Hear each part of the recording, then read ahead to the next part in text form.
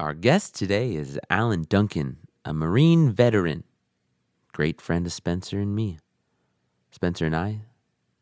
Alan is a good friend of Spencer and me. I'm the object, not the subject. Not everything's about me. Learned that with age.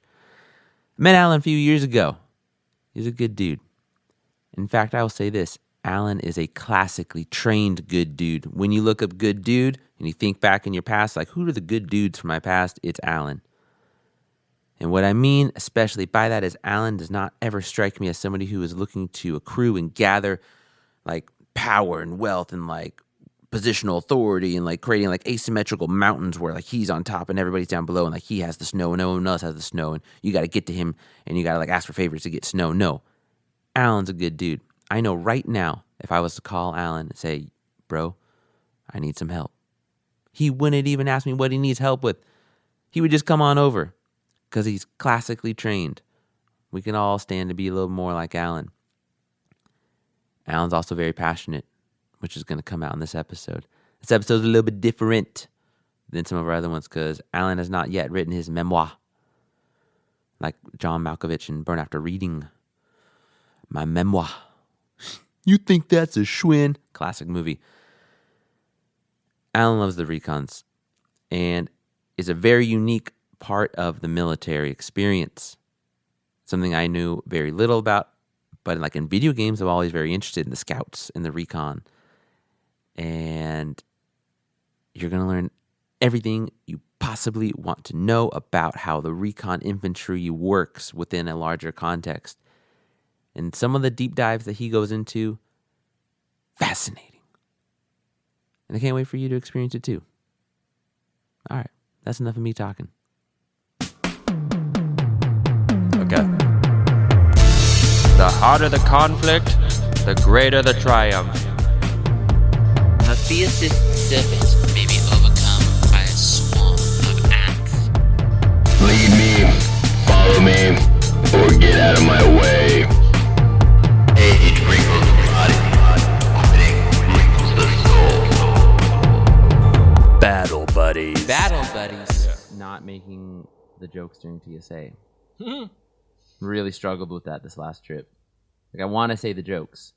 Oh, yeah. Like, hey, did you get your bomb out of your backpack to my wife? But you can't. You have to stop that thought as it comes into your mouth. Yeah, the intrusive thoughts are real. I always want to be like, before I ask for a do you have gentle hands? Right. And then it's like, well, now you're getting special treatment. Like, shit, I'm going to miss my flight. Ladies and gentlemen,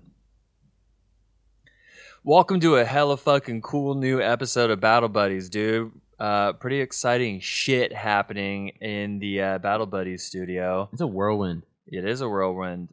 This episode, if you're a listener and you want to support a veteran fucking company, there'll be a link in our notes to Barracks Baristas, a coffee company. They would have heard the ad, too. Are you going to make one? Yeah, of course I'm going to fucking make it. Never mind. You already heard that, listener. Yeah. Listen, friends. We just got the beans in tonight, so I'm going to make the coffee in the morning. I'm going to drink the coffee, and then I'm going to make a delicious ad for it. Stay tuned. But welcome. We have a special veteran on board with us today, Mr. Can I say your first and last name? Yeah. Mr. Alan Duncan. Duncan. I've known this gentleman since 7th grade. Yeah. He and I are pretty big. We joined the Marine Corps at the same time. Went to boot camp at different times. We were toying with the idea of doing the buddy program. I'm glad we didn't. Yeah, it would have been. Yeah. I would have seen his dick. I've heard stories about boot camp like adventures, and it's like, no, I don't want that. No, I'm good. That doesn't need to be in my life. You guys haven't seen each other's penis? Nope. No. We just got in trouble for skinny dipping during the wedding that I was just at. You did that? I didn't skinny dip because I fell asleep early. But yeah, it's really fun when the groom, who's like your buddy, like sits us all down while we're drinking in the morning, saying, if you guys skinny dip again, they're going to kick us all out of here. And they're going to kick my mom out of here. And we're in Mexico, so I don't know where she's going to go. So you guys need to probably figure this out. Yeah. Oh, dang, you missed out on that? Yeah. But you know what? It's okay.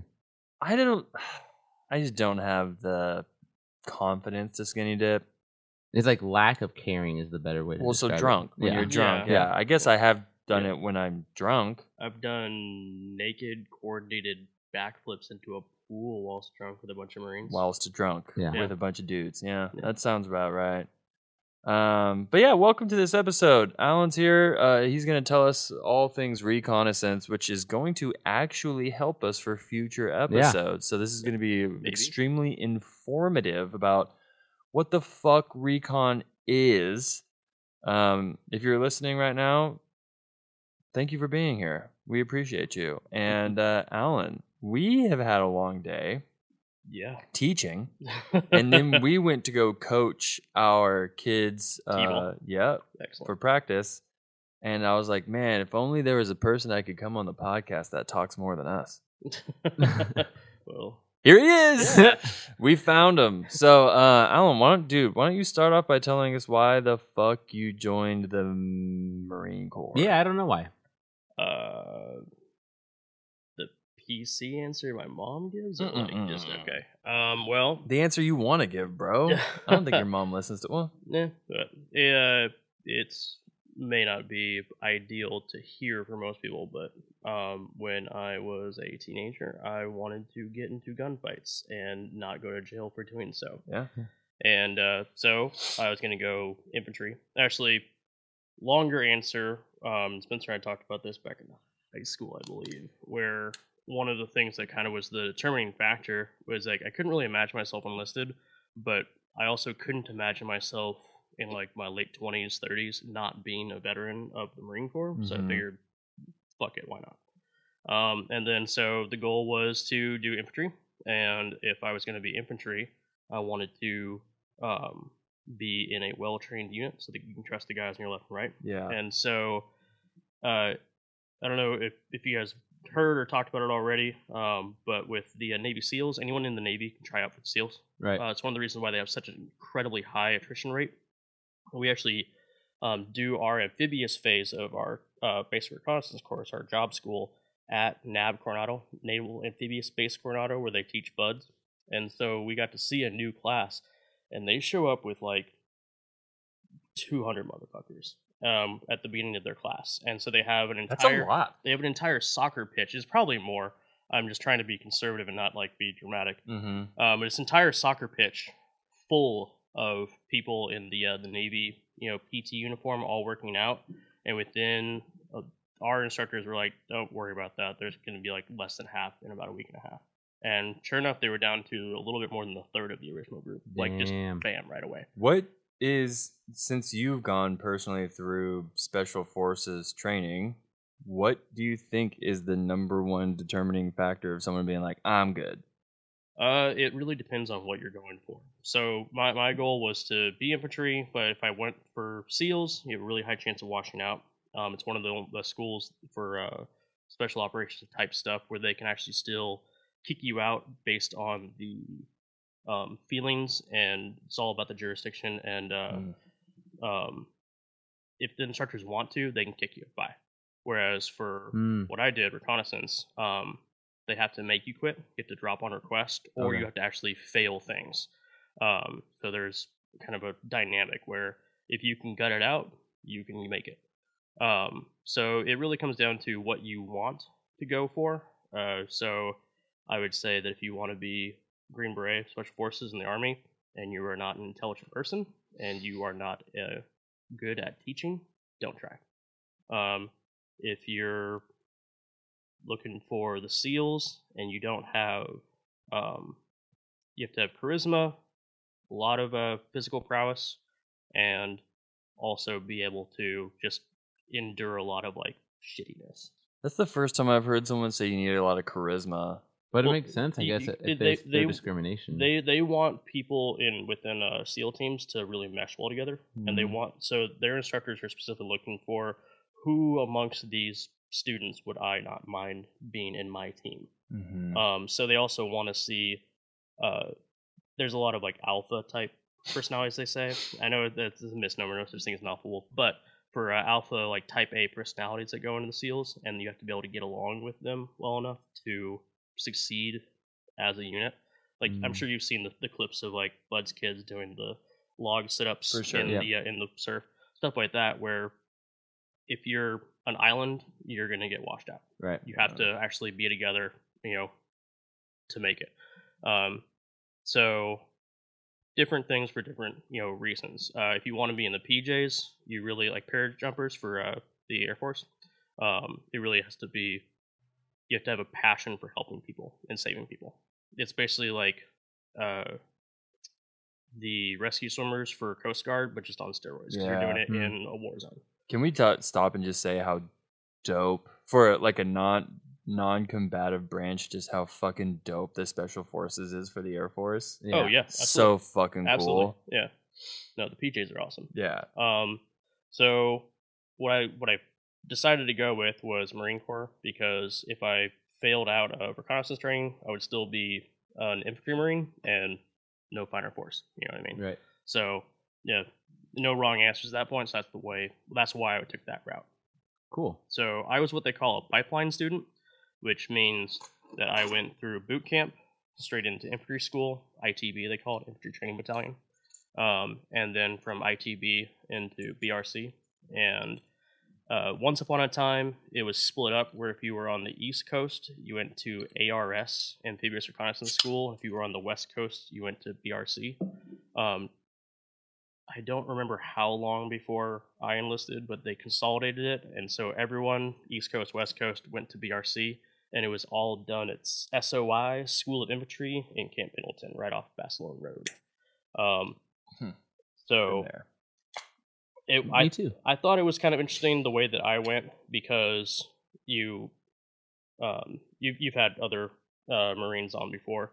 So in ITB, you learn the nuts and bolts of infantry, basic tactics. 'Cause the Marine Corps does a phenomenal job of infantry training. Excuse me.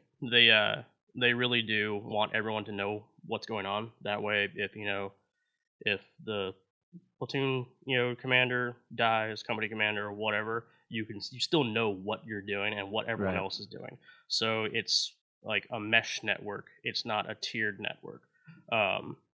What it really comes down to, the biggest takeaway for infantry training for the Marine Corps is element rushing is huge. What's that?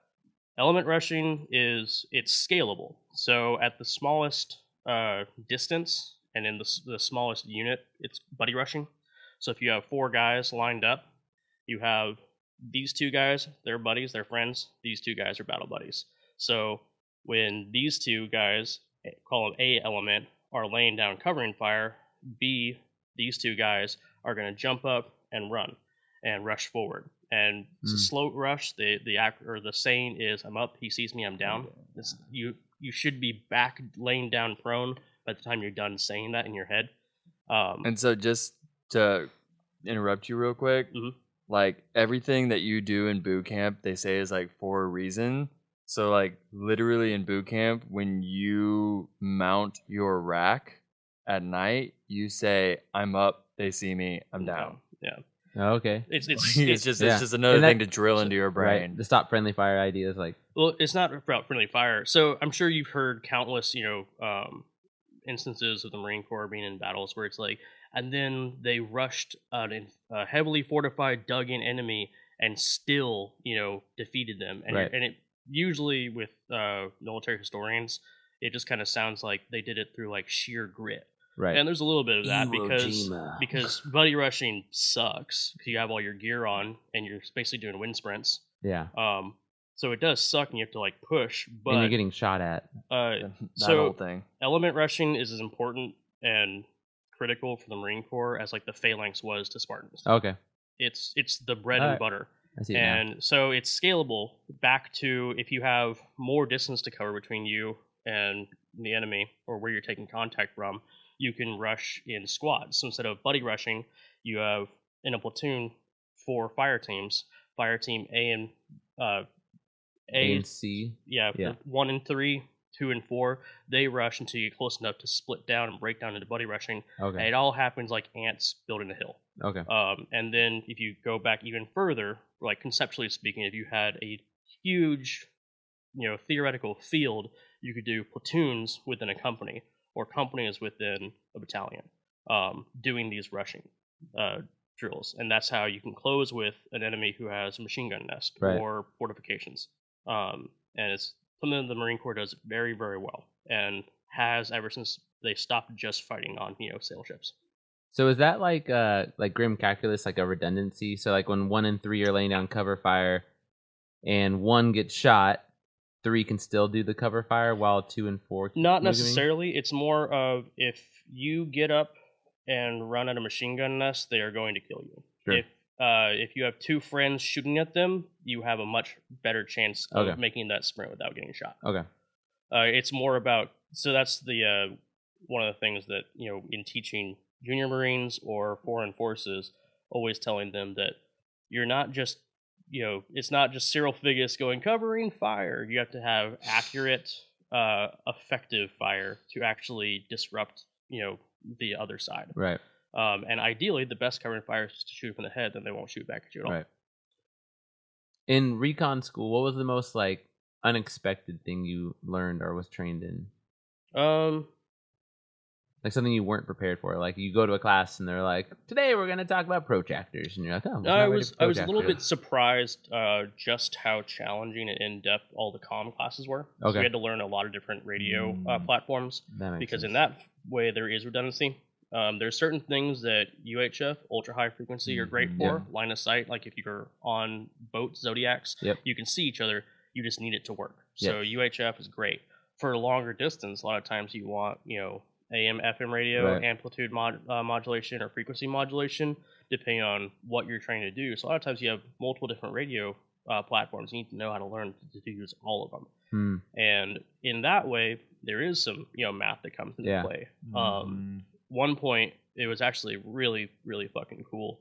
My unit, 4th Force in Alameda, because I was active reserves, I wasn't active duty. Shout out to 4th Force in Alameda County. The comm shop, we have a detachment, our Hawaii platoon out in K-Bay, and the comm shop there and the comm shop in Alameda were able to set it up so they could talk to each other on, I'm trying to remember what it is, Prick 15? I forget the name of the radio, it's been too many years, but essentially, if you do your math right and you cut the wire if you do all the mathematic calculations and you cut the wire for your antenna correctly, you can send a signal that'll go up and bounce off the mesosphere, then bounce off the ocean, and then bounce off the mesosphere, then bounce off the ocean, and it'll ricochet around the curvature of the Earth and land on the antenna you're trying to talk to. No shit. So they could talk to each other clear as a bell from Hawaii to Alameda just using a radio. Truly. Whoa! How old is that technology? Like when did they figure that out? When did they kind of use that technology to its Everything that the reconnaissance does is all passed down from Vietnam. Wow. Yeah, I'll say because that came up in Yadrang. Yep. Because that's how all those platoons were talking to each other. They were messing around with their low frequencies and shit. Absolutely. That's crazy. I remember when I worked at Costco in Vacaville, there's a lot of veterans walking around, and I remember I saw a dude. What's the recon out of? They stopped there. Was it Japan? They no longer have a recon in Japan. Oh, Oki? Yeah, I believe 3rd Battalion had to. 3rd Recon Battalion, I think they had to move. They were in Okinawa. Because this dude was like, "Yeah, after Vietnam, we got disbanded. We fucked up a lot of shit." I was like, "Oh." Yeah, they reinstituted it a little while later, but there was That's also how elephants communicate. Ultra low frequencies. Yep. Really? Yeah, that's how they talk to each other miles apart. Is they use an ultra low frequency. That's how they all. Because have you ever seen those documentaries with your kids on elephants? And it's really fucked up because you don't know which one is the one where an elephant's going to die. Yeah, It's like a big deal. But when they die, when the matriarch will die, they all just suddenly appear from like miles away. Yep. And you're like, how does that happen? And then the narrator's like, and then they use their ultra low frequency. Oh, so they're mourning. They're actually like communicating in mourning. Yeah. and Yeah, shit. they bury each other. Elephants also are the only, I believe it's the only species that we've ever witnessed. They have graveyards where they'll take the remains to a designated spot that'll all be, the elephant graveyard from Lion King. It's a real thing. They'll take their dead to a central point. I mean, I guess it makes sense. They have memory, like they say elephants have insane memories. They do. That makes sense. Incredibly artistic. But yeah, because you were talking about how there's no such thing as alpha, right? Because like the wolf, that's all that stuff is fucked up. Yeah. But there is matriarchs in elephant communities. Like Yes. they have matriarchs for their whole Yes, lives, there and they is. train new matriarchs to take over. So Yeah. No wonder they're superior species. It's called herstory, We not have- history. I mean, we have a lot of female listeners. They so love it. They love the dick jokes. They do, yeah, absolutely. All right. Well, okay. So, what would you say is the biggest? So obviously, I feel like I thought you were going still dick jokes, right? Biggest dick you ever seen. It's going right there, huh? no. We obviously, I feel like SEAL training. Hi, Mom. Yeah. Hello, mother. SEAL training is pretty mainstream. Don't we all know what Buds is? And Yeah, like, we I knew understand- Buds. Right. Yeah, for I think most of the populace knows. That's one of the things that they say. So, infantry school, can't say enough good things about it. The Marine Corps really has it dialed in. Did you enjoy it? I really did. Do most people enjoy it? I think so. Yeah. Really? I was extremely fortunate in that all of our instructors were combat vets, which is That is phenomenal. fortunate. Yeah. It's like going to college and having people who are in the field teach you, as opposed to people who have been in academia the whole time. And infantry school, really, they keep it updated. Like we did, they taught us how to clear rooms, do urban, house to house. They had mock villages for doing urban patrols, clearing through houses. How to they showed us how to lay down a tape house, which is tape on a concrete floor that mimics a floor plan, so you can do drills while you're at your squad bay. Oh, cool. Yeah. And so they did all that stuff, which is really updated as it goes. Most people, you go through ITB, halfway through you basically declare your major. Whether you want to be a door kicker, just regular 0311 rifleman, machine gunner, tube stroker, mortarman, and 0352. A tube stroker. Although assaultmen, the 0352s, as you know, is now defunct, which is kind of cool that you guys got to have one on the show. Yeah, that was at Andrew. Yeah. Before his hip surgery. No, it was also Vincenzo. Wasn't Vincenzo an assaultman? Oh, you're right. I believe that's the guy I was listening to. Yeah. Yeah. Okay, Andrew wanted to be, Yeah. and then he had to get the hip surgery, Kinda and like then he had to lost be. out on that So then he had to opportunity. join the LRAV. Yeah. Is it LRAV? LRAV? MRAPs? No. MRAV? No, there's it's the vehicles. The LAVs? LAVs, but LAV. yeah. Light armor I'm vehicles. gonna figure this shit out eventually. Light don't armor worry. reconnaissance vehicle. There it is. But That's it. we actually, when I was in ITB, we had he was a Lance Corporal. We were all privates and PFCs, so E3 versus E1 and E2. We had a lat mover who was previously LAVs, and then he went infantry. So Okay. he was a pretty cool dude. He was a little bit older than us, but he was still an E3 because that's kind of how the Marine Corps rolls. It's a little bit hard to pick up that NCO status. Okay, so talk me through like as you guys got trained, like what you felt the mission is. So like a mission, like I understand like the infantry, it's you're gonna go storm Iwo Jima beachhead and like you're gonna take the island. Like what's your role So, in a reconnaissance? The mission statement is to be the forward eyes and ears of the Okay. battlefield commander. That means going out a little bit farther, a little bit longer, especially if you are doing manned patrols, which is a little bit pretty uncommon now. A lot of them are mounted vehicle patrols, but you still have to dismount. There's a lot of places in Afghanistan that are not passable by vehicles, so they'll use recon for that. Where it's like, here, you have strong legs, go up that mountain, yeah. see what's up. I want to go rock climbing in Afghanistan really badly. Like unironically, it just Yeah. looks fucking gorgeous. No, there are some pretty parts. But so you're supposed to go out there and basically, really cool. There's a whole. This is open source. It's totally fine if you want to look it up. It's not classified or anything like that. It's a whole little booklet that we get of NATO report formats, and it has everything from a bridge report, to a road rep, to a report on a building, and there are standard ways, and it's all NATO, so we can talk to other forces because okay. that's important. Yeah, you only absolutely. have to have one reconnaissance unit out there, but everyone can interpret the information. And so we go out and we lay down, we look at, so if it's a bridge, we have to look at what the bridge is made of, how wide it is, if it can support tracked vehicles, if it can only support road vehicles, how much traffic we observe on that road in the given time. And then we give all that information back To people like Spencer. somebody who is an intel analyst will Okay. take that information, process it into a intelligence product that officers can use to make informed decisions and that way missions go better and fewer people on our side die. So See, you how much? guys Sorry, go ahead. Well, I was just gonna say that's what we would call like raw Yes, information exactly. from Recon. They were really, really adamant in BRC telling us that, you do not gather intelligence. Get that out of your nomenclature now. You get information. Yeah. Intel Cool. Marines turn it into intel. Know your I spot. fucking love that. Know your spot in be a consummate professional, but know your place in the process. It is not it's kind of like, what you want in a good newspaper. Give me the information. Don't tell me how to think. Yeah. Or what to believe. Absolutely. That's what we're supposed to do. We're supposed to report the facts as we see them. There's a military acronym you see a lot in our reports. ATB, appears to be. You can say appears to be military age male. Sure. Appears to be, high traffic building. But you can't say like, oh yeah, this is where they're processing poppy out of. Yeah, it's this like, is you the don't target. know that, Yeah. dude. Yeah. Like you didn't go up there and ask to taste the product. Like settle down.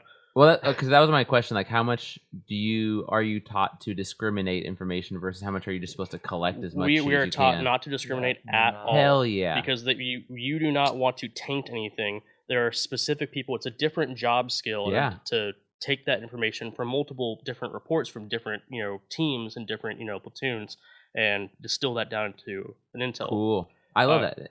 I was cross-trained a lot with our S2 shop, our intel guys. So, and then on my deployment later on, I was actually called a Click Marine company level intel cell. And so it was kind of nice working with the S2 shop. I got really good at knowing what they can do for us. They can provide us line of sight studies for where we're going, different like advanced weather data, because we really care about the weather. Sure. If it's raining, you can move faster because it'll muffle your movement. It won't be as loud. You know what the light conditions are, how to plan accordingly. They can also give you all sorts of reports on natural wildlife, whatever you need, but they don't know to give it to you unless you ask. And then talking to them, I could ask basically what are their holes in intelligence, what types of information do they need the most detail about? Right. Because you can only remember so much. Right. Have you heard of Kim's games? Keep in memory. No. They do Kim's games a lot for us in our school, where they a lot of times you'll do it in the course of like a ruck run, where you have a bunch of weight on your back and you have to move really fast, so it sucks. It's hard on your bones. It's a miserable experience. And then about a third of the way into it, you'll come up to a spot with an instructor, and he'll tell you to stop. You walk up, crowd around, and he'll have a poncho liner covering a poncho with various things. And he'll pull back the poncho liner and give you usually about a minute to 2 minutes, and then he'll cover it back up and goes, okay, continue on your run. And then at the end of the exercise, at the end of the day sometimes, they'll say, okay, write down as much detail as you can give us about as many objects. So what the object appeared to be, what size it was, what condition, what color, if there was writing on it, what language it was in, what it said, if you can remember that, stuff. And so Kim's games were big about trying to, because you can't always stop to smell the roses and take notes on your patrol. But at the end, when they debrief you, the S2 guys want to know as much information as you can provide them. And it helps to sit down because you're not trying to get your story straight. Quite the opposite. You say what you remember. The other guy says what he remembers. Yeah. They take notes on all of it, and they come to their intelligence product, and then they can actually say how confident they are in that intelligence based on what detail and what conflicting accounts they got. Cool. So that is our mission statement. In true is to be the forward eyes and ears. In practice, a lot of times battlefield commanders don't really know the best way to leverage a reconnaissance unit. Yeah, I can see that. A lot of times it's more of like, well, you guys are like super grunts, so Yes. so you can get to the hard to reach places. Oh, you're the first grunts, yeah. You guys can go to the hard to reach places, or you guys can do a hard hit on the house because you've already been out there watching it, which reconnaissance units do not mind at all. Direct actions is like, yeah, that sounds fun. Let's go. Let's go do that. Yeah, your Marines deployed. You're like, yeah, let's fucking We kick got in the you. store. Yeah. Well, and I've been staring at the store for a while. Yeah. So one of the things that's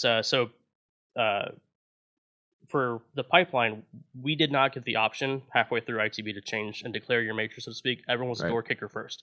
So they teach you to become infantry marine first, which is why if you fail out of BRC, you become infantry marine by Okay. default. Usually they put you at 29 palms as punishment for failing. Ooh, It's hot. that is punishment. Yeah. Don't Where hug a hopes and Joshua dreams tree. go to die. So we were already trained as infantry first, so you kind of know tactics. When you get to BRC, it's split up into 3 phases. The first phase is it's when you learn, about you have your radios classes. Mhm. We had a phenomenal instructor for that. A lot of people didn't like him because he was a dick, but he was extremely knowledgeable. That Just works for me. Absolute savant when it comes to radios. And we went to the pool every day, and they basically teach you, if the goal is to prove that they can prove to themselves that they know that you don't panic when you're drowning. Right. Because in the water, if you flail, if you freak Right. out, get your heart rate up, you'll burn through the O2 that's in your bloodstream that much Yeah. faster. So Zen really goes a long way in the water. And And your instructor, while also being obsessed with radios, also obsessed with model trains. He just didn't tell you. He's into N-class trains. Yeah. If you guys were interested in that. if you mix diesel and nuke, I swear to Christ. But he only really likes the pre-1945 N-class train models. Right. He's a purist. So first phase is also where you meet the students who are not pipeline students. They're lap movers. So they were already prior Marines. They did at least one enlistment with a different job field. Mm-hmm. And then when they re-enlisted, part of the the juice to get them to re-enlist is they got a shot to go into BRC. Cool, I love that. So A lot of things you're saying make me love the Marines a little bit. So This is cool stuff. typically every team do you wanna you join? have No. Typically every They team don't want in me. training is either 6 or 8 people, depending on how many people are in the course. And actually, fun trivia, they told us when we graduated, more men are drafted in the NFL every year than become reconnaissance Marines, because it's such Whoa. a small job within Yeah. the smallest branch Crazy. that it's just, I was like, oh. Anybody in your guys' life join the NFL yet? Yeah. Oh yeah. I've had a couple. Mm-hmm. Yeah, Pretty cool. Rodriguez High School. I did- know. Oh, you guys did- went to did- Rod. Did well. Yeah. I know more NFL players than I do recon Marines. Whoa. That's funny. Truly. So That stat's really coming alive right now. So we most of the teams in the training program either have 6 or 8 guys. Okay. One of those will be a lat mover, so he's typically sergeant or higher. Most Okay. of them were sergeants. We had one corporal, and we had one who was our class leader, the senior man, who was a staff sergeant, and he was actually the head of the comm shop for MARSOC. And I forget what MARSOC's unit designations are, but the one that they stood up in Pendleton. What is MARSOC? MARSOC is a Marine Special Operations Command. And they're like, Donald Rumsfeld went ahead and got that through because after Second Desert Storm, up until then, the Marine Corps had always been of the mindset, we're not going to participate in SOCOM because Marines support Marines. Whereas SOCOM, they are what you call tier assets. Technically, the FBI could give the SEALs or the Green Berets a mission, whereas being a reconnaissance Marine, we only supported other Marine Corps units, and we only took orders from Marine Corps officers.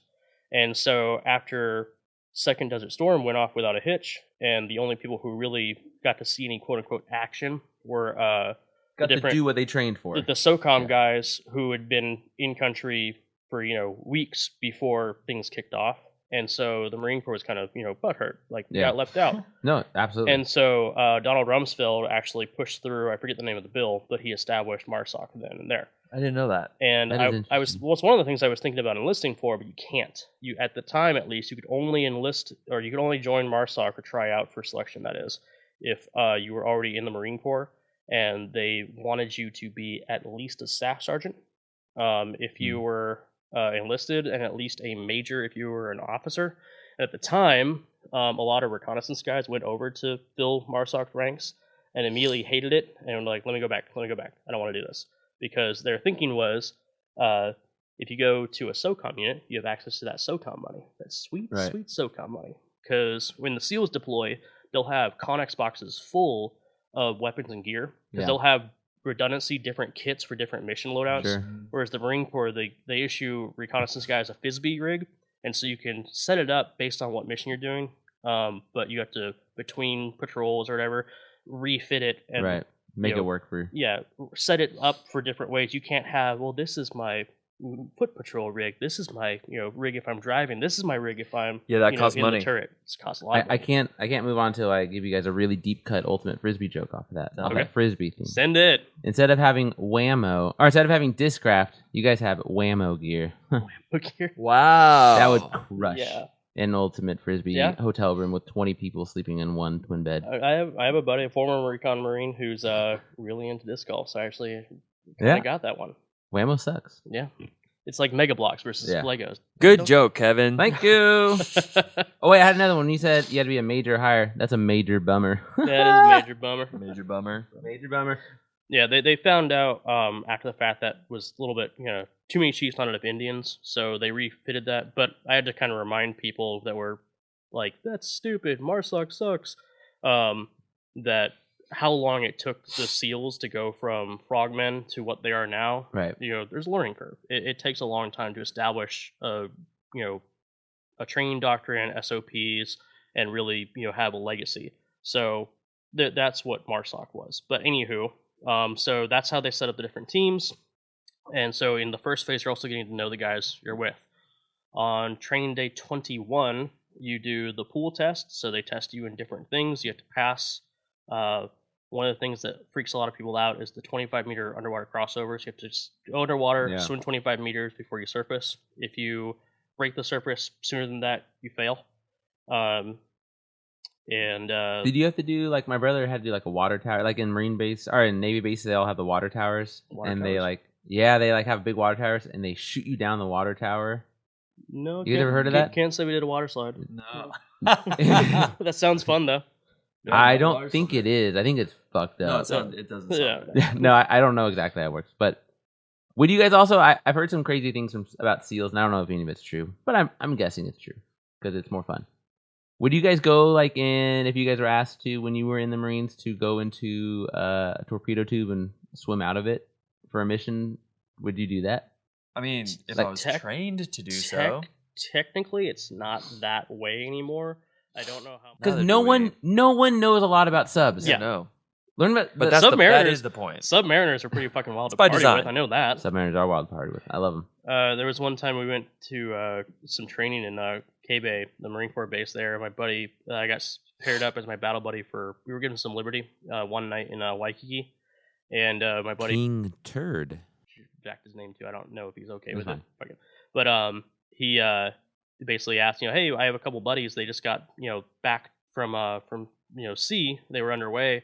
And they're at Pearl Harbor. Can we hang out with them? I'm like, yeah, sure. I haven't seen them since high school. Well, they turned out to be submariners, and so they'd been underway, but also under like noise discipline and all that. So they went buck wild. Yeah, I bet. It's a fun time. So second phase of BRC is the patrol phase, and so there's a lot of classroom portions at first where they teach you how to do man or foot-mounted reconnaissance patrols. A lot of it is outdated because it's all Vietnam era stuff in the book learning. But they do give you a heads up. They say, hey, this is all Vietnam stuff. This is not what you're going to be doing, whether you go to Iraq or Afghanistan. It's not going to be especially relevant. However, one of the things that is interesting about reconnaissance is that our SOPs are constantly changing and evolving, especially based on other reconnaissance units' findings. For instance, after Third Force's deployment in Sangin, they found out that it would be a really good idea if every, even on foot patrols, every reconnaissance team had one M240, which is the modern equivalent of the PIG, the M60. And so the M240 was my favorite, so I usually carried that. Yeah. We had to develop an SOP how you can carry it with about a half belt in it on the feed tray, so that hypothetically, if you take, because you have to carry it behind your head, and then if you take contact, you have to jump down and then be able to put some effective fire on base while somebody else runs over, pulls the drum out of your pack, leaves it for you, and then on the second rush, they get back in their line. So you don't want to be too close. If you take a grenade, both people die. Or both people get hit, rather, at least, and then there's nobody there to run over and render aid. So we developed SOPs for that, so fun stuff, where it changes all the time. So for the book learning, it was all a little bit outdated, but they all assured us the whole point is just to learn the basic fundamentals of doing a reconnaissance patrol and the little ways it varies from a regular infantry patrol. And then once you get to whatever reconnaissance unit you're going to, your team leaders will teach you what they need you to know about their SOPs and how they do business. Reconnaissance is fantastic community in that they had a little phrase called "bill it over rank." So if you are one of those lap move students, so you come over, you were in the air wing, you were a mechanic for 8 years, you decide I want to go recon, and you go through BRC. You are already a sergeant, you show up to your unit, and your assistant team leader is a corporal.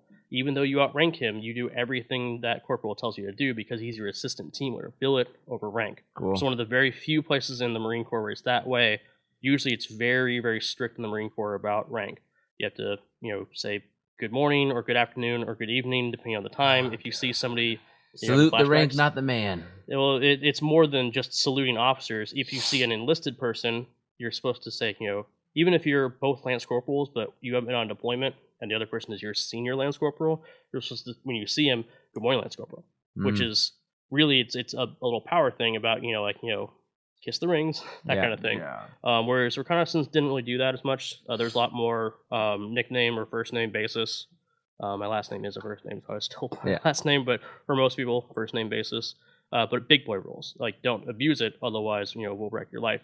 But just, be professional. You work with your family, your friends, and so treat them with that respect, that kind of thing. Yeah. Cool. That's dope. Okay, well... And then at the end of patrol phase, you have patrol week. I'm sorry, I can't remember if it was part of patrol phase or the end of first phase. We also went over fast roping. What's the thing with rock climbers when you're on belay? Rappelling? Rappelling with gear and everything. And then a truncated demo range, how to do like plastic explosives. Dope. And then at the end of patrol phase, you have patrol week. It's 9 days. You go out on patrol. We were very, very fortunate in my class. We had a bunch of guys. My buddies got drafted for a working party to go unload some trucks. We just assumed it was like a couple pallets of MREs, something like that. They come back and they're like, oh fuck, oh fuck, oh fuck. I'm like, what? They're like, what were you unloading? Pallets of CS grenades, tear gas. He's like, pallets of CS grenades. And we're like, shit. So we figured they were going to gas the fuck out of us during patrol week, but we lucked out. Because remember I said that they'd consolidated, BRC was underneath School of Infantry. There was a standing SOI order that instructors may not use CS gas on students unless that unit has gas masks. They don't have to issue the gas mask to the students, but they technically have to have them. That's and malicious compliance. And the gas masks were back ordered, so the class after us, the instructors made up for lost time, but we didn't get gassed. That's the most government sounding sentence I've ever heard. I still haven't seen it, but if you're familiar with, there's a show called Surviving the Cut that Discovery Channel did. Yeah. They were there filming about BRC while I was there, and so they filmed my graduation ceremony, but they filmed the class after us for the patrol week. So one of these days, whenever I get access to see it, I'll get to watch some of my buddies from that class get gassed over and over and over. And then if you pass patrol week, you carry on to the amphibious phase, which is you bust down to NAB Coronado, like I said, and that's where we learned how to use the little Zodiacs, the inflatable boats, and we learned navigation. We'd already done advanced land nav, night and day, but we learned how to do charts, because if you're an aviator or working on the water, you're not using a map, you're using a chart. So you have to know about, fathoms for the depth, obstacles, where to put. We just have chem lights because they're inflatable rubber boats, but, red and green chem lights for, red run, for left and right, for the green so you can see for training exercise at least. You obviously wouldn't have lights in your boats But for red, the right, real return, thing. that's the whole thing with both, yeah. Wait, so pretend that I don't know the difference between a map and a chart. How would you... So maps are maps will help you with terrain association, which is where you look at a map and you can, based on topography lines, say, okay, I don't know exactly where I am, but instead of taking a compass, and they taught us how to shoot an azimuth, which is figure out what direction you are facing. And so almost like a dead reckoning kind of? That it goes into dead Okay. reckoning, but so you would you shoot a lot of azimuths when doing dead reckoning. Okay. Terrain association is the opposite of dead reckoning. So terrain association, if you don't know terrain association, you can shoot an azimuth and you can say, okay, I'm in this big open field. There's kind of brush, manzanite everywhere, whatever. Right. But I can see 2 peaks, Okay. and so I shoot an azimuth to that peak, and I shoot an azimuth to that peak. Knowing that you are at the intersection of those 2 lines, you can draw 2 lines on the map and say, I'm there. Right. Terrain association is more of, well, I see a peak there, I see a saddle there, I see a hill behind me, and so you can kind of look at the map and figure out where you're at. Okay. Yeah. A chart, which is what you use if you're piloting a ship or a plane, Yeah. is for water or air, a fluid medium where it changes a lot. You don't have Okay. points of reference. Yeah. So we didn't luckily have to actually learn how to use aerial charts, but they showed us just as part of the classroom portion, and it is bananas. Yeah, I look at my father-in-law's every year. There's nothing on it. Yeah, he shows me because he has one nice thing, especially to help you for flying, is that Southwest pilots have to take a big ass test, and it takes like a week to take it every year in Texas. Yep. And they have to get on simulators and shit. And I look like Southwest does it right. And I like have his papers because we play cribbage on the back of them. And like they're fucked up. Like there's just numbers and squigglies, and there's nothing else there. It's wacky as hell. So one of the reasons why they refer to them as charts is because you're charting a course on a chart where you're going to go, and so you are dead reckoning on the boat. So we have a compass that we just zip tie the fuck out of, so it's firm on one of the gunnels of the boats, and so you're going to follow your like you said, dead reckoning. You're going to follow your azimuth, that heading or that heading for X number of time based on how many knots you're traveling. Then you're going to change to follow your course because you plotted a course and you chart it. And if you do find an obstruction or a known point that you want to call in for fire or something like that, you would chart that as you go.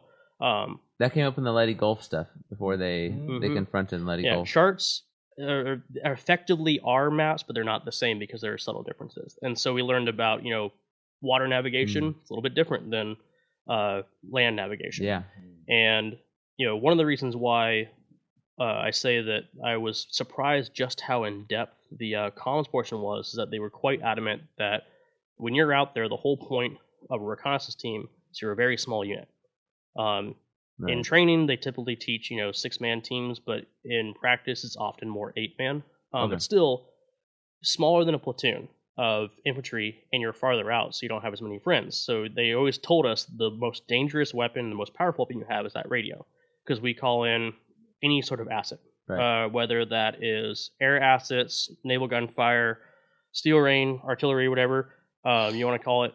That's what we had to get really good at. And a lot of good team leaders, I was lucky myself, were really adamant about having everyone has to be able to memorize how to do a 9-line, which is another standardized NATO report to call in for a CASEVAC. So you have to be able to do it from memory, even when you're rattled. So like do wind sprints with gear, and then quick, give me a 9-line. And so in the you have 9 lines of information to tell people how many you have to be evacuated, how many are ambulatory, what their condition is, if there's any special gear that you need to stabilize them on the bird back, that kind of thing. And so they were really, really adamant about, because essentially when it comes down to it, that was our job, is to go forward and communicate back what you see, or if you need to, be like, oh, I see something that needs to get hit really hard by an aircraft. What do we have? You have to know what assets you have on standby. We know that we have, an artillery unit within, 10 miles of us. Cool. We know that we have some birds on standby, that kind of thing. So you know who you can call into. Okay. And then after the amphibious phase, hopefully you graduate. And then after that, the next school that is required and technically kind of ends the pipeline is Seer School, just because you have to have that to have your clearance and everything.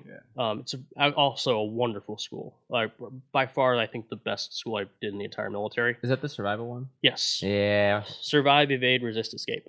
But after that, typically static line school is part of the pipe. Almost one of those auto ones. But reconnaissance marines don't typically do a lot of jumps. Like the Rangers do more. Yeah.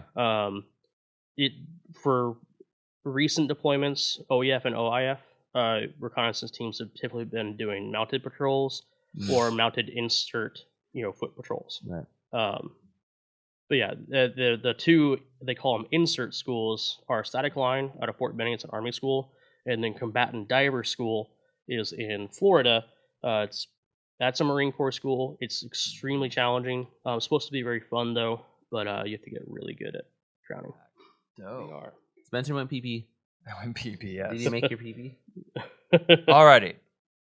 Alan, explain to us deployment. Talk about deployment. Sure.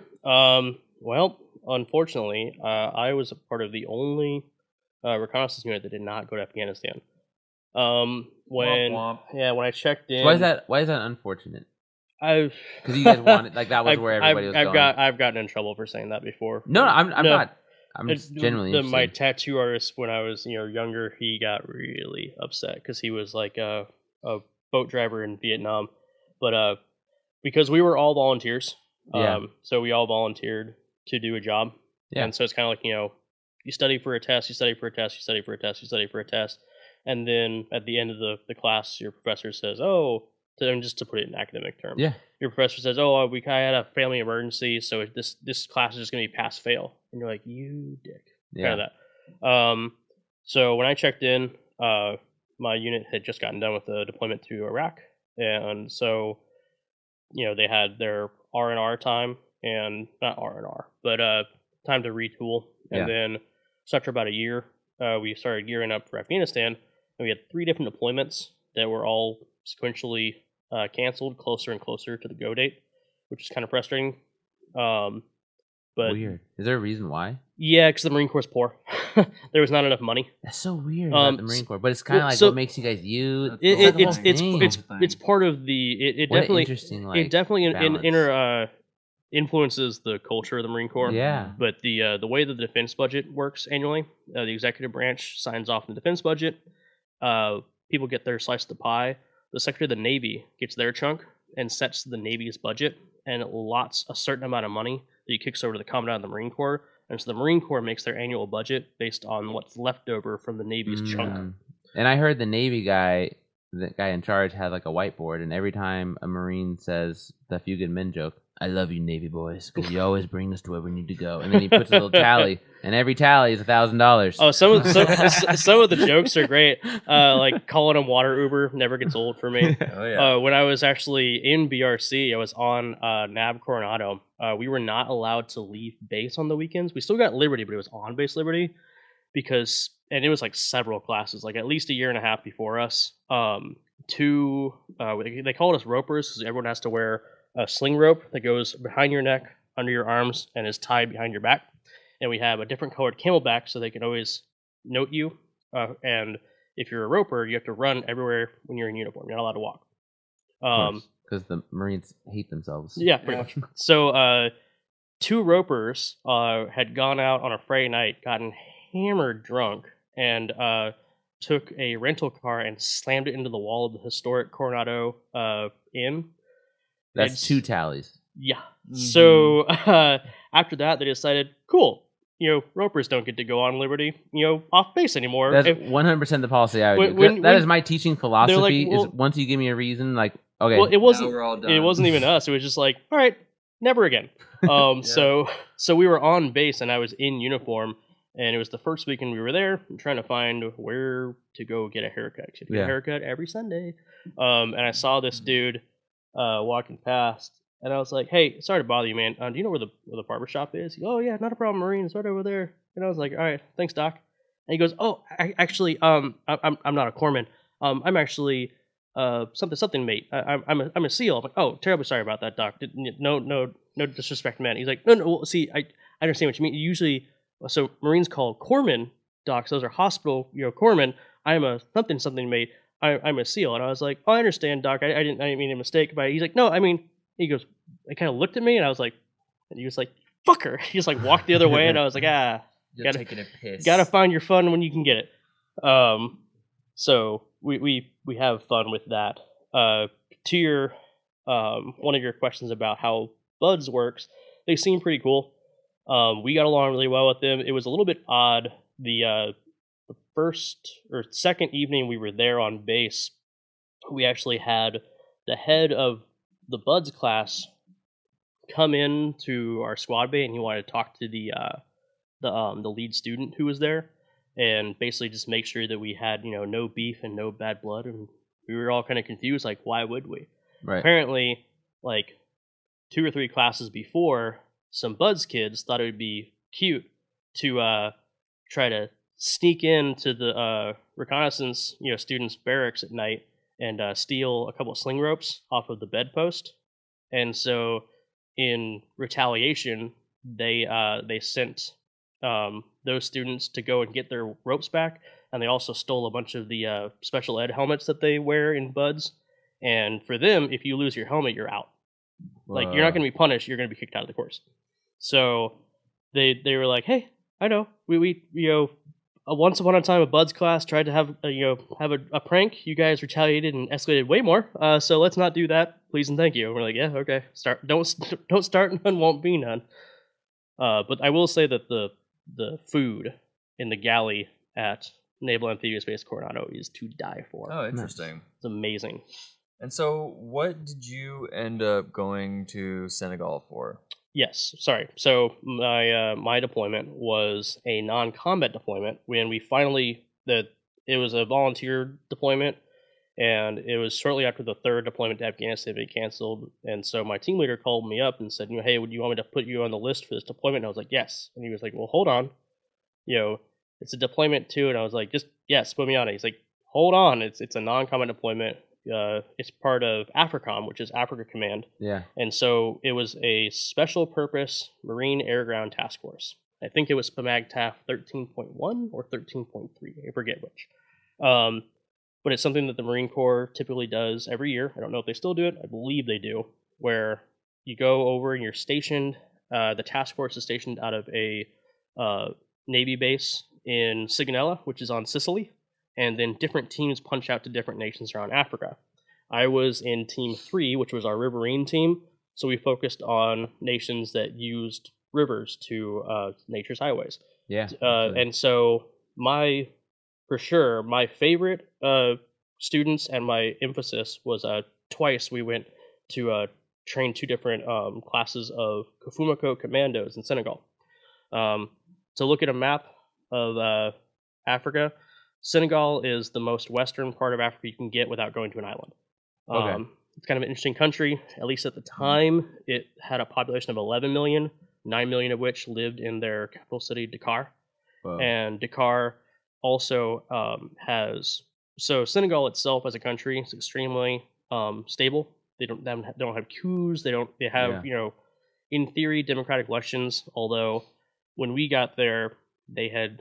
And I kind of gave the heads up, because I was the company level intel cell. I did all the research and briefings for my team before we went in. For their culture, they had gotten rid of or a president had retired after a few terms, and it was kind of like the elections were dubious in the last couple times. And he wanted to build not a wall. I was going to make a joke. Yeah.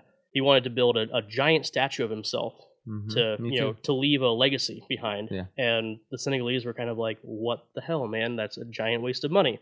Like, why?"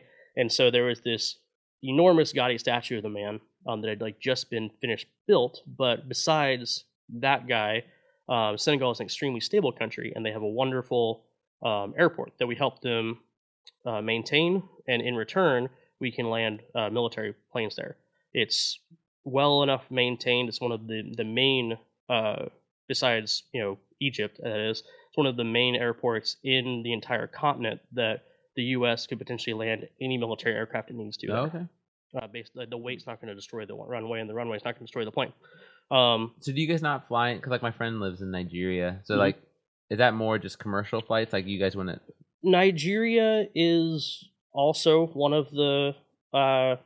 Because Lake Chad be popping off. So one of the nations that we trained, so they did not want to learn from any Marine who was below a sergeant. They only wanted sergeants and above. And when they got there, I got sent to Djibouti for some buddy rushing drills, which almost killed me because of the heat and humidity. But while my buddies on the team who were sergeant above all went to Nigeria, and they hated it because Nigerians, they are very they have a lot of money for their budget because their natural resources, but they don't. Their military doesn't give a shit. Like their officers award themselves a lot of medals. It looks almost like a North Korean parade. Got it. And so when they first showed up, their students were like, cool. So what will the certificates look like that you're going to give us? And like, well, we need to go over like the curriculum. Like, what do you want to learn? What are your needs? How can we help you? Yeah. But will they be embossed? And they're like, Jesus Christ. And at the end, their whole thing is they wanted to get past the classes, actually learning stuff. Who wants to do that? Who wants to be better at their job? Instead, they wanted to have the final exercise where they built a stage for politicians and top brass to sit on. They brought in giant speaker systems to play music and action movie sounds, and they basically did it like a live action production of like Rambo. And I kind of love that. The whole thing was like a farce, and my buddies who went there trying to teach them to defend themselves were extremely annoyed and frustrated by the whole thing.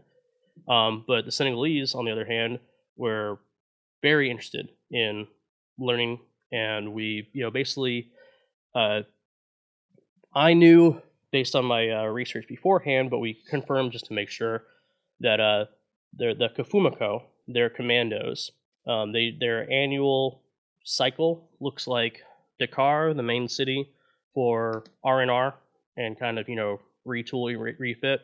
Then they'll go to either Tubacuda, which is actually south of the Gambian River, or to Czech, spelled Theis, I believe. It might be I before E.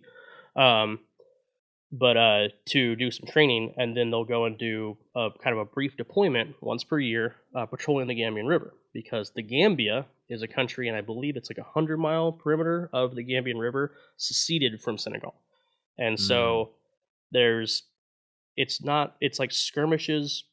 Very seldom are people actually shot, right. But they've had like this ongoing standoff with the seceders from the Gambia.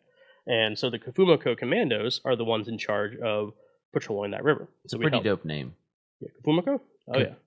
Commando, like the whole thing. Oh, that's yeah. a great phrase. Well, so they are a former French colony, and so they have their defense department, say, set up in the French model. So the gendarme is their police, which is technically a branch of the military. Oh, okay. And so the Kafumako commandos are kind of like their Marine Corps. Cool. They're seagoing people. And so we started off teaching them in Dakar, how to swim with gear, different, basic skills, and a lot of navigation, both on the water and on the land, like just kind of our first phase for BRC, really. Right. And not everyone in my team was Recon Marines. I believe there was 6 of us. We also had some brown water riverine Navy. Those guys were fucking rock stars. And a bunch of other Marines, including COM, a couple regular infantry grunts. And for the task force, every team had, our team leader was actually an officer, so we had a captain. Okay. And he was an infantry Marine Corps captain. Great guy. Really, really, cool. Really good head on his shoulders. And so the first time we went to Senegal, we went from Dakar to Tubacuda. And the second time we barely spent any time in Dakar. We spent most of the time in Chess, teaching them infantry skills like shooting and moving. Within safety reasons, but shooting while you're walking and rolling your feet to get towards a target, standing with your weapon bladed, and then when we call out target, turning, facing fire. But really good guys. Yeah. And down in Tubacuda was where we could do a little bit more because Marines had actually built that range. When we were there, the first time we went down to teach the Senegalese, we added on a lane to the range on either side, so we kind of widened it and built up the berm. But we could do buddy rushing drills there, and then actually on the river, teach them a little bit. We didn't really get into shooting from the boat as much as I thought we would, but they were really interested in just core fundamental patrolling skills, how to be, noise disciplined while still, taking account of their surroundings, and a lot of good navigation skills. They know where they are at all times. And you had to teach them a lot of the Rui Lopez and the Sicilian because The what? Because it's chess. Mm-hmm. Oh. Those are chess openings. Oh, Bringing it back, folks. got that highbrow. Well, that's a solid baseline, dude, for the first episode of us learning about Reconnaissance Marines. There's so much to We're it. gonna definitely have you back on, especially when we get into like recon battles, especially like in Vietnam era and stuff like that, dude. Yeah. So we appreciate the fuck of you for coming on, dude. If you see anything in Vietnam that comes up with the Raiders as well, for sure. The Raiders are the forefathers of the Marine Corps sure. Reconnaissance. Oh, really? Yeah, Everything, for sure. the Reconnaissance started from Raiders the same way, Buds and SEALs came from Frogmen. And they founded the football team? Yeah, totally. Okay. Yeah. The term Raiders is actually used again now for different Marine units, which makes things a little bit more confusing if you're looking up information. But it was just Fuck government, man. the Marine Corps has, and rightfully so, there's a lot of history and tradition to be proud of, but pride, a lot of pride and tradition. So they revived the name Raiders. So there are units that kind of do more like SWIC applications that are now Raider units. Yeah. Those guys are badasses too, but do what's funny? slightly different stuff.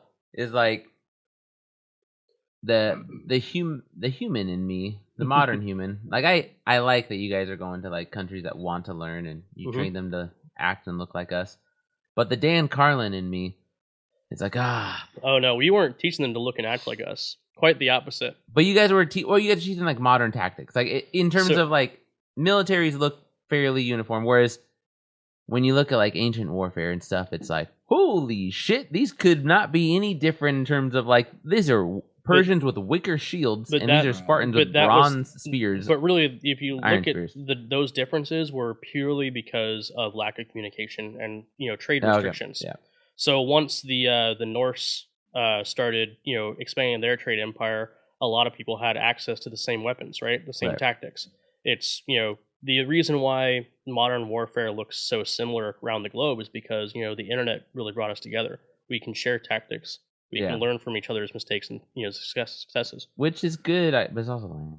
I like when everyone is like so like wildly different. I want to see people like slinging stones versus me with a spear. There's an old Marine Corps saying that I'm sure you'll love. If you find yourself in a fair fight, either your tactics suck or you didn't bring enough friends. Hey, that is okay. So the more we've been studying, the more it's like, oh, this is like one-sided the whole time. Like like so many of these battles are like the fact that this was one-sided and they still put up a fight is what the story is here. Right. Yeah, absolutely. Well, dude, I hate to cut you short. Not at all. But we are going to have you back on ASAP. That's a good joke to end with, man. You crushed it. But yeah, bro, we'll have you back on as soon as possible. We appreciate you for being on, bro. Yeah, happy to help. And you know how it works here. Knows the ending. Oh yeah. Well, ladies and gentlemen, thanks for coming, and until next time, Bonsai.